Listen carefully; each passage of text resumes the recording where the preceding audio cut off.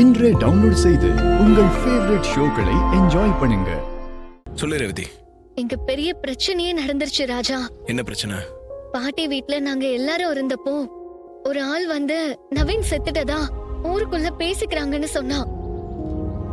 அத கேட்டு துர்கா ஷாக் ஆகி பூச்சி மருந்து எடுத்து குடிச்சிட்டா. ஐயோ.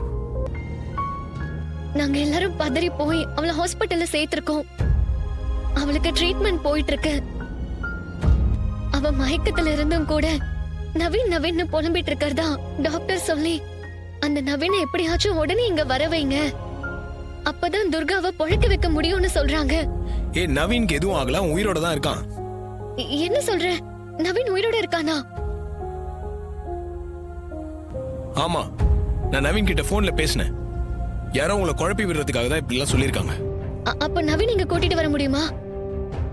அவர் வந்தாதான் துர்காவை பொழைக்க வைக்க முடியும்.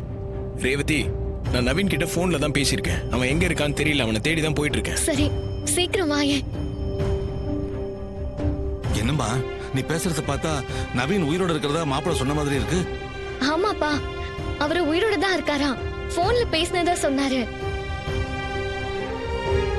ஓ, அவர் உயிரோட தான் இருக்காருன்னா துர்காவை காப்பாத்திடலாம், ஒன்னும் பிரச்சனை இருக்காது. அவரு மயில் மாமாவை அனுப்பி விடுறதா சொல்லிருக்காரு. வெயிட் பண்ணுவோம்.